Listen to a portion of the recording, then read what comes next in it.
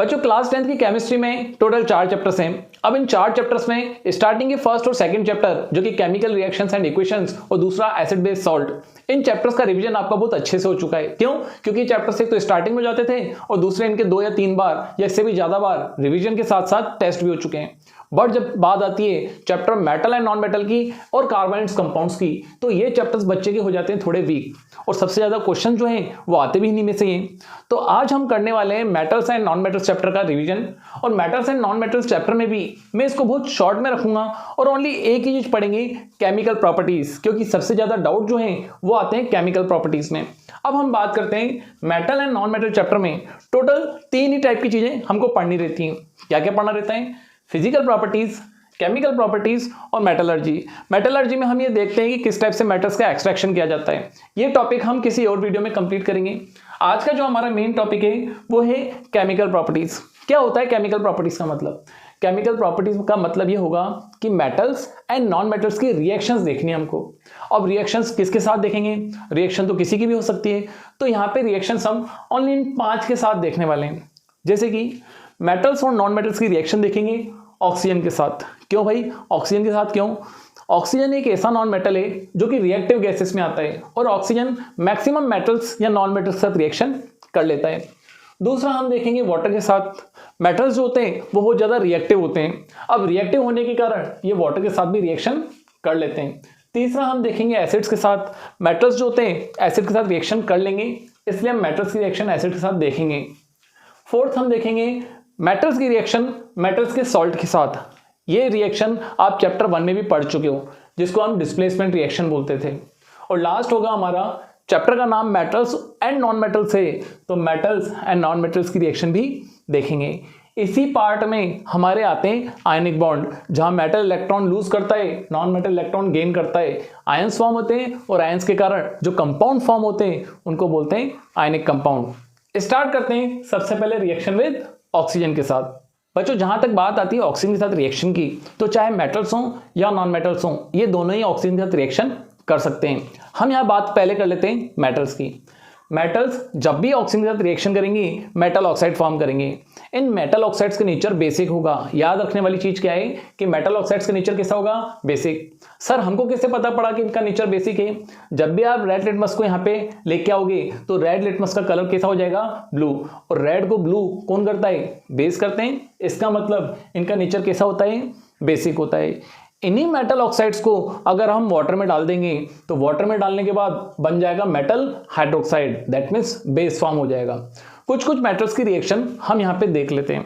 जैसे कि sodium metal है, इसकी रिएक्शन हमने करा दी ऑक्सीजन के साथ। क्या बनेगा? Metal oxide. अब सोडियम की वैलेंसी होती है 1, ऑक्सीजन की वैलेंसी होती है 2। सोडियम की वैलेंसी 1, ऑक्सीजन की वैलेंसी 2, 2 जाएगा इधर, 1 आएगा इधर, तो फॉर्मूला क्या बन जाएगा? Na2O। ऐसे ही पोटेशियम की रिएक्शन जब ऑक्सीजन के साथ कराएंगे, पोटेशियम की वैलेंसी 1, ऑक्सीजन की वैलेंसी 2, तो बन जाएगा K2O। ये बन गए सोडियम ऑक्साइड और पोटेशियम ऑक्साइड। ये दोनों मेटल्स जो होते हैं बहुत ज़्यादा रिएक्टिव होते हैं। इतने ज़्यादा रिएक्टिव होते हैं कि ऑक्सीजन में बस छोड़ दो इनको और छोड़ते ही ऑक्सीजन के साथ रिएक्शन कर लेंगे। मतलब हमको हीट देने की जरूरत भी नहीं है, बस ऑक्सीजन मिल गई और रिएक्शन कर ली। तो ये रिएक्शन जो है बहुत ज़्यादा क्या होगी? वाइग्रस रिएक्शन होगी, मतलब बहुत ज़्यादा अमाउंट में हीट इवॉल्व होगी। ऐसी रिएक्शंस जहाँ पे बहुत ज़्यादा अमाउंट में हीट इवॉल्व होती है एक्सोथर्मिक रिएक्शन होती है। मेटल्स की नॉन मेटल्स के साथ रिएक्शन एक्सोथर्मिक बोल सकते हैं। और बात करें मैग्नीशियम की, बात कर लेते हैं। मेटल ही है बट ये उतना ज़्यादा रिएक्टिव नहीं है। इन दोनों की जगह, जैसे ये दोनों बहुत ज़्यादा रिएक्टिव हैं, ये उतना ज़्यादा रिएक्टिव नहीं है। ये दोनों तो इतने ज़्यादा रिएक्टिव हैं कि हमको केरोसिन में डाल के रखना पड़ता है। क्यों? केरोसिन में अगर डाल के रखेंगे तो ऑक्सीजन की सप्लाई कट हो गई ना। ये इतना रिएक्टिव नहीं है। इसकी आउटर लेयर ऑक्सीजन के साथ रिएक्शन कर लेती है और मैग्नीशियम ऑक्साइड फॉर्म कर लेती है। इसलिए मैग्नीशियम, लेड, इनको क्या करना होता है? जब भी ऑक्सीजन के साथ रिएक्शन करानी होती है थोड़ी बहुत हीट देनी पड़ती है। तो मैग्नीशियम को हमने ऑक्सीजन के साथ रिएक्ट कराया, थोड़ी सी हीट दी, रिएक्शन कराने के बाद क्या बनेगा? Magnesium oxide. और कैसे बनेगा? मैग्नीशियम की वैलेंसी 2, ऑक्सीजन की वैलेंसी 2, 2 से 2 गया, मैंगो बन गया MgO। इस MgO को जब वाटर में डालेंगे तो मैग्नीशियम हाइड्रोक्साइड ही फॉर्म होगा। ऐसे ही एल्यूमिनियम की भी बात कर लेते हैं। एल्यूमिनियम जब ऑक्सीजन के साथ रिएक्शन करेगा तो बनाएगा Al2O3। एल्यूमिनियम की वैलेंसी 3, ऑक्सीजन की वैलेंसी 2, 2 गया यहाँ, 3 आया यहाँ, Al2O3। अब यहाँ पे एक ट्विस्ट आता है। ट्विस्ट क्या? हमने अभी अभी बोला था कि मेटल ऑक्साइड का नेचर बेसिक होता है, बट कुछ कुछ मेटल ऑक्साइड्स ऐसे होते हैं जिनका नेचर एसिडिक और बेसिक दोनों होता है। मतलब ये एसिड के साथ भी रिएक्शन कर सकते हैं और बेस के साथ भी रिएक्शन कर सकते हैं। बच्चों, आपने एसिड बेस सॉल्ट चैप्टर पढ़ा था। एसिड हमेशा बेस के साथ रिएक्शन करके न्यूट्रलाइजेशन रिएक्शन देता है, मतलब सॉल्ट और वाटर फॉर्म होता है। तो इन मेटल ऑक्साइड्स की मतलब बेस की रिएक्शन मैं एसिड के साथ कराऊंगा तो मुझे वाटर और सॉल्ट मिलना चाहिए, और इसी की रिएक्शन अगर मैं बेस के साथ कराऊंगा तो यहां पे रिएक्शन नहीं होगी। मेटल ऑक्साइड्स की रिएक्शन जब बेस के साथ कराऊंगा रिएक्शन नहीं होगी, लेकिन मेटल ऑक्साइड्स की रिएक्शन जब मैं एसिड के साथ कराऊंगा रिएक्शन होगी। कुछ कुछ मेटल ऑक्साइड्स जैसे कि एल्यूमिनियम ऑक्साइड, जिंक ऑक्साइड, इन ऑक्साइड्स को हम बोलते हैं एम्फोटेरिक ऑक्साइड्स।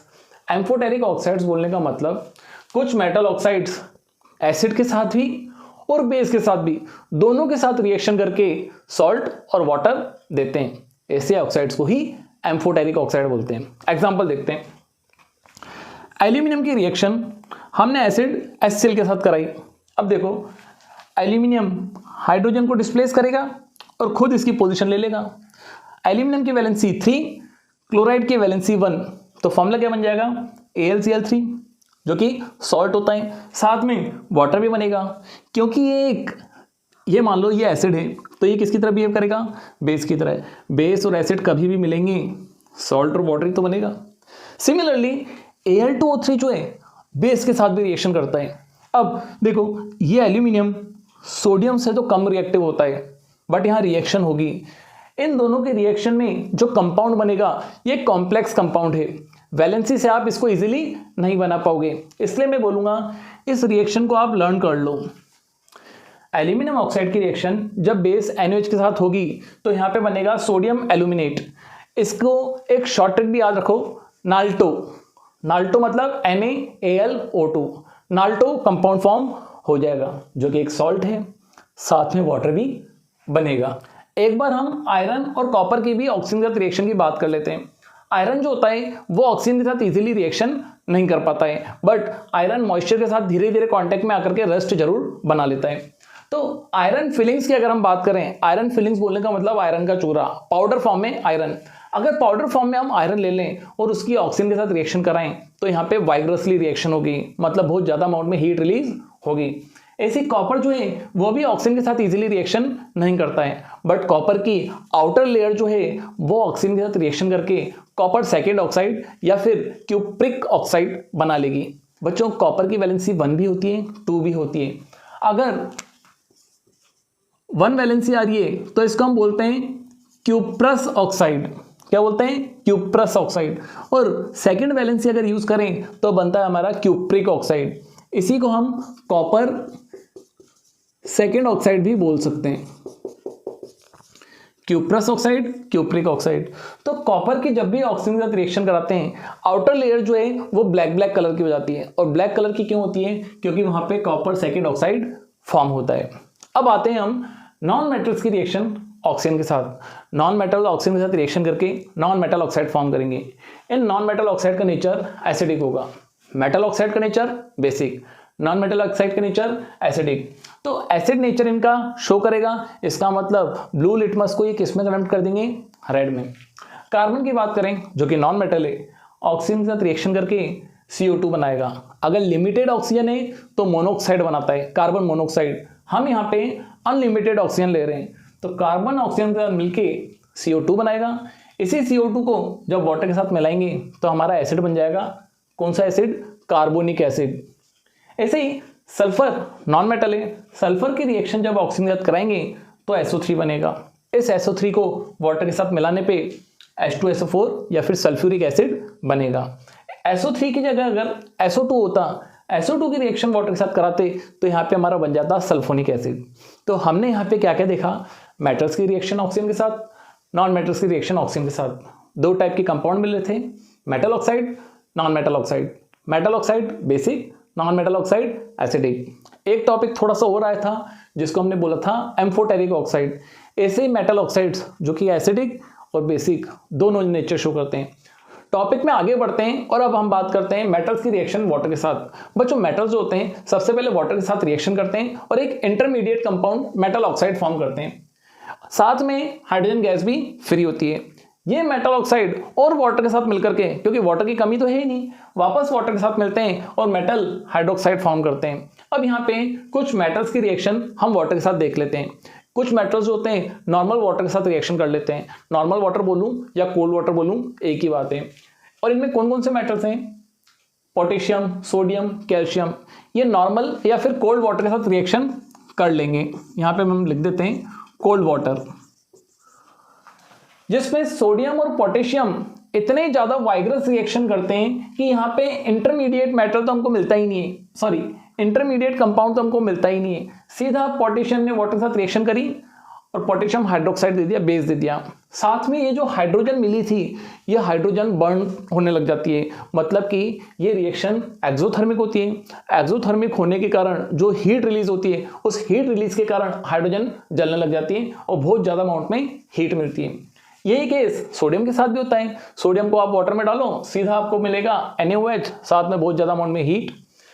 पोटेशियम और सोडियम की रिएक्शन चाहे हम ऑक्सीजन के साथ बात करें या वाटर के साथ बात करें वाइग्रस होती है।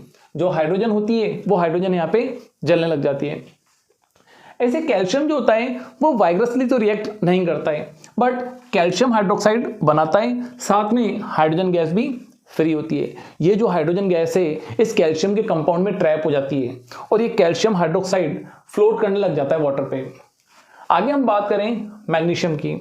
अब बच्चों मैग्नीशियम जो है वो नॉर्मल वाटर के साथ रिएक्शन नहीं करेगा। मैग्नीशियम रिएक्शन करेगा हॉट वाटर के साथ, ठीक है।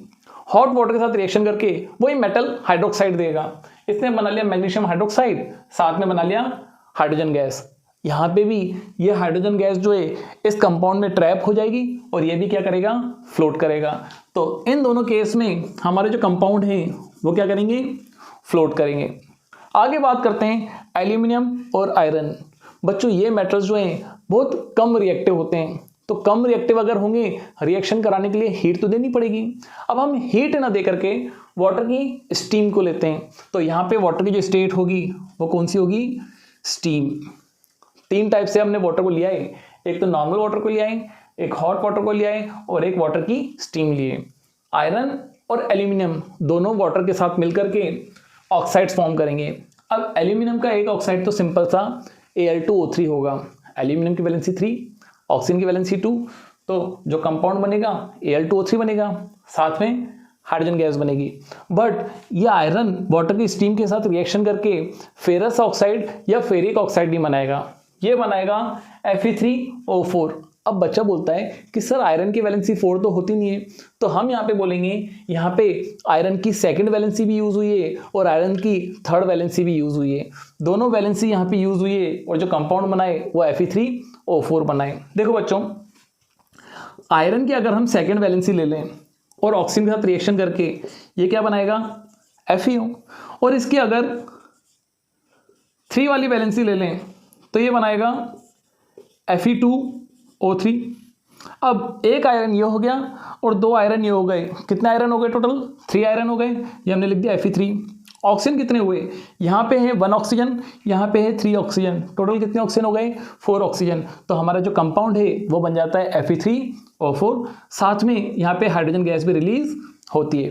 सिंपल सा अगर मैं बोलूँ, मेटल्स वाटर के साथ रिएक्शन करके मेन कंपाउंड क्या देते हैं? वाटर और मेटल हाइड्रोक्साइड या फिर ऑक्साइड। हाई रिएक्टिव मेटल्स जो हैं वो तो हाइड्रोक्साइड दे रहे हैं, हाइड्रोक्साइड हाइड्रोक्साइड हाइड्रोक्साइड हाइड्रोक्साइड। और जो लेस रिएक्टिव हैं वो वाटर की स्टीम के साथ रिएक्शन करके हाइड्रोक्साइड नहीं दे रहे हैं, ओनली ऑक्साइड दे रहे हैं। ये चीजें आपको याद रखनी पड़ेगी।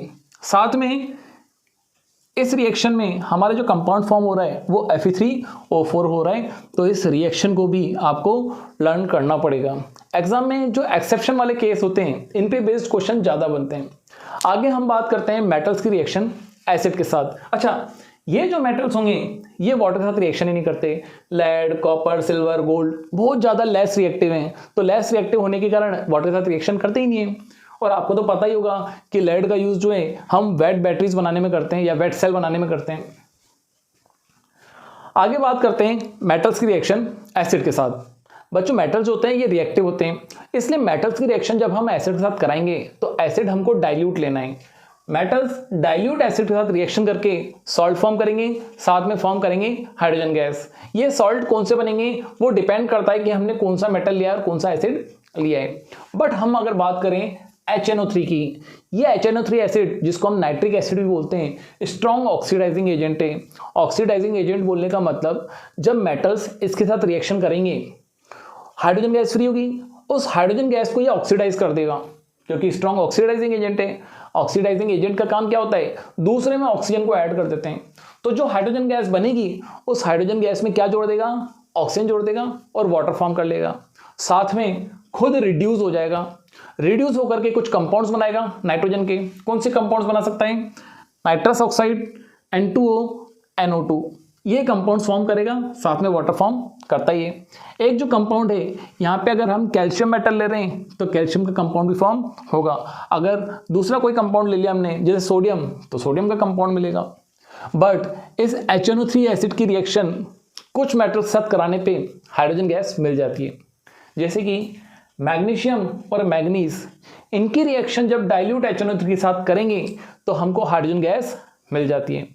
अब अगर हम बात करें मेटल्स रिएक्टिव होते हैं, जब यहाँ पे रिएक्शन होगी मेटल्स और एसिड की, हाइड्रोजन गैस तो निकलेगी। अब बताओ कैसे पता करोगे कि किसमें ज़्यादा हाइड्रोजन निकलेगी किसमें कम। मतलब हाइड्रोजन गैस के निकलने की स्पीड कहीं कहीं ज़्यादा होगी और कहीं कहीं कम होगी। 4 मेटल्स की बात करें, magnesium, aluminium, zinc, iron. Reactivity series में मैग्नीशियम ऊपर आता है, उसके नीचे आता है एल्यूमिनियम, उसके नीचे आता है जिंक और उसके नीचे आता है आयरन। तो मैग्नीशियम सबसे ज़्यादा अमाउंट में या सबसे ज़्यादा फास्ट हाइड्रोजन गैस फॉर्म करेगा। मतलब रिएक्शन में बबल्स निकलेंगे हाइड्रोजन गैस के, सबसे फास्ट किसमें निकलेंगे, इसमें, उससे कम इसमें, उससे कम इसमें और उससे कम इसमें। कॉपर के साथ तो रिएक्शन ही नहीं होगी क्योंकि कॉपर जो है रिएक्टिविटी सीरीज में हाइड्रोजन के भी नीचे आता है, इसलिए कॉपर के साथ रिएक्शन अगर कराएंगे एसिड की तो किसी टाइप की हाइड्रोजन गैस फॉर्म नहीं होगी। आगे हम बात करते हैं मेटल की रिएक्शन मेटल के सॉल्ट के साथ। बच्चों ये रिएक्शन जो है आप चैप्टर 1 में कर चुके हो और उस रिएक्शन का नाम था डिस्प्लेसमेंट रिएक्शन, जहां पे एक high reactive metal low reactive metal को डिस्प्लेस करता था और रिएक्टिविटी सीरीज भी याद की होगी। आज हम रिएक्टिविटी सीरीज को एक बार फिर से रिवाइज कर लेते हैं। इस रिएक्टिविटी सीरीज की जो हिंट है वो मैंने अपने सन के नाम पे ही बनाई है। और कैसे बनी है देखो, काना, कार मांगे, ऑल्टो, जैन, फरारी, निसान। कौन कौन सी कार मांग रहा है, ऑल्टो, जैन, फरारी, निसान। ये यहाँ तक की हो गई। अब इसके बाद 2 स्टेट्स हैं, पंजाब और हरियाणा। पंजाब और हरियाणा में हमेशा ये फाइट चलती रहती है कि कौन आगे रहेगा, क्योंकि दोनों ही जो हैं वो ऐसे स्टेट्स हैं जो कि बहुत ज़्यादा क्रॉप प्रोडक्शन करते हैं और दोनों एक सिटी को कैपिटल बनाते हैं। कौन सी कैपिटल, चंडीगढ़। तो आगे की जो ट्रिक है हमारी वो इसी के बेसिस पे पंजाब और हरियाणा। पंजाब हरियाणा क्यों होंगे आगे और पीछे, भाई दोनों इंडिया की स्टेट्स हैं, क्यों इनमें कॉम्पिटिशन हो, क्यों ये आगे और पीछे होंगे, ये हमने हिंट बना दी। काना, कार मांगे, Alto, Jain, Ferrari, Nissan. Punjab Haryana क्यों होंगे आगे और पीछे। अब काना से हमने लिया के, का से हमने लिया के, ना से हमने लिया Na, कार से लिया Ca, मांगे से लिया Mg, ऑल्टो से Al, जैन से Zn, फेरारी से Fe, निसान से Ni, पंजाब से Pb, हरियाणा से H, क्यों से Cu, होंगे से Hg, आगे से Ag और से Au और पीछे से प्लेटिनम।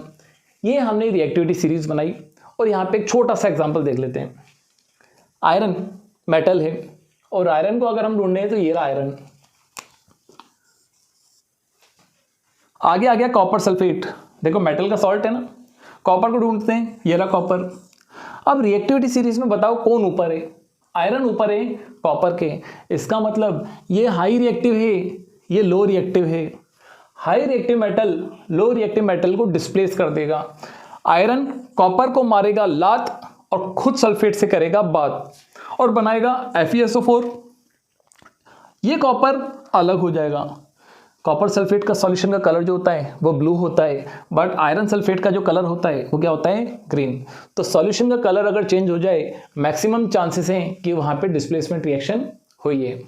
अब इस टॉपिक का या इस चैप्टर का हम एक लास्ट पार्ट कर लेते हैं, जहाँ पे हम मेटल्स की रिएक्शन कराएंगे, किसके साथ, नॉन मेटल्स के साथ। मेटल्स एंड नॉन मेटल्स की रिएक्शन कराने से पहले हमको मेटल्स एंड नॉन मेटल्स के बिहेवियर को समझना पड़ेगा। मेटल के आउटरमोस्ट क्लास में जो इलेक्ट्रॉन्स होते हैं उनको बोलते हैं वैलेंस इलेक्ट्रॉन्स। अब यहाँ पे ये वैलेंस इलेक्ट्रॉन्स जो होते हैं वो होते हैं तो 1, 2 या फिर 3, और ऑक्टेट कंप्लीट इनका होता नहीं है। तो ऑक्टेट कंप्लीट करने के लिए ये क्या करते हैं, इलेक्ट्रॉन को लूज कर देते हैं और पॉजिटिव आयन बना लेते हैं। मेटल्स जो होते हैं इनमें क्या होते हैं, फ्री इलेक्ट्रॉन्स होते हैं। फ्री इलेक्ट्रॉन्स को डोनेट करके क्या आयन बना लेते हैं, पॉजिटिव आयन। पॉजिटिव आयन को ही हम क्या बोलते हैं, कैटायन। एग्जाम्पल में हम सोडियम को ले लेते हैं। सोडियम का electronic configuration 281। Sodium 11th position पे आता है ना, तो फर्स्ट क्लास में होंगे 2 इलेक्ट्रॉन, सेकंड में होंगे 8, थर्ड क्लास में कितने होंगे, 1। तो सोडियम बताओ ऑक्टेट कंप्लीट करने के लिए इस 1 इलेक्ट्रॉन को लूज करें कि 7 इलेक्ट्रॉन कहीं से आए, ऑब्वियसली 1 इलेक्ट्रॉन लूज करेगा। तो सोडियम जो होता है पॉजिटिव आयन में कन्वर्ट हो जाता है, साथ में 1 इलेक्ट्रॉन लूज कर लेता है। ऐसे नॉन मेटल्स इसका जस्ट अपोजिट बिहेवियर शो करते हैं। मेटल्स अगर इलेक्ट्रॉन को लूज कर रहे हैं तो इन इलेक्ट्रॉन्स को गेन करने का काम करते हैं नॉन मेटल्स।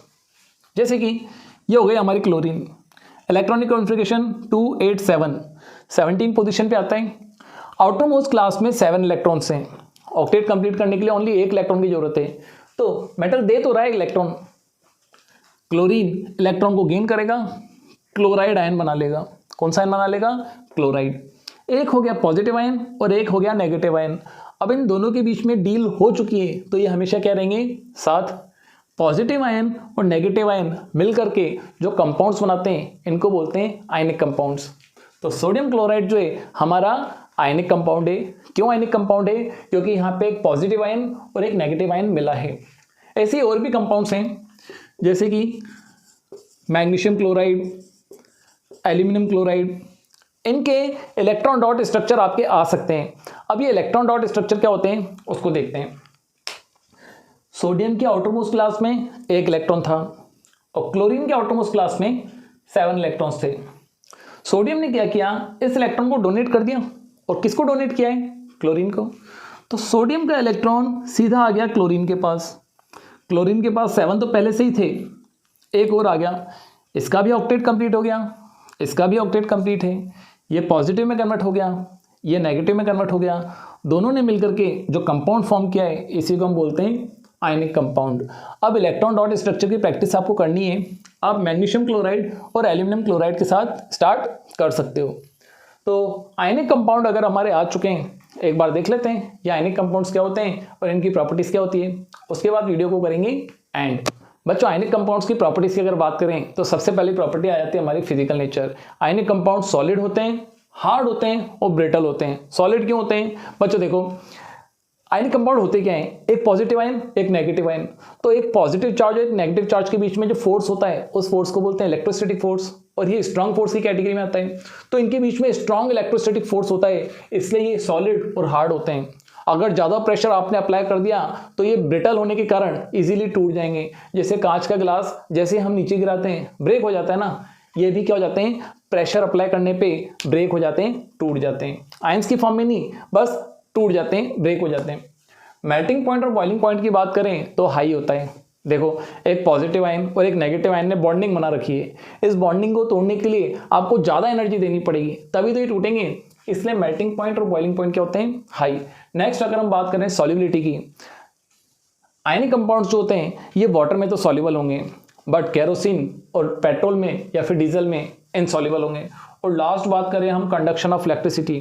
देखो सॉलिड स्टेट में तो ये करंट फ्लो करा ही नहीं सकते हैं। आप सॉल्ट में अगर 2 वायर्स डाल दो, एक लाइव वायर डाल दो, एक न्यूट्रल वायर डाल दो, तो सॉल्ट में करंट नहीं आएगा। बट मॉल्टेन स्टेट में होता क्या है, जैसे ही पानी के अंदर जाएंगे आयंस की फॉर्म में टूट जाएंगे। किस फॉर्म में टूट जाएंगे, आयंस की फॉर्म में। अभी हम बात कर रहे थे इनके मेल्टिंग पॉइंट और बॉइलिंग पॉइंट हाई होते हैं, बट वाटर के अंदर जाते ही ये आयंस की फॉर्म में टूट जाते हैं। और जहाँ पे आयंस मिल जाएंगे मतलब कि मॉल्टेन स्टेट में ये करंट को फ्लो करा सकते हैं। तो ये 4 प्रॉपर्टीज थी किसकी, आयनिक कंपाउंड्स की।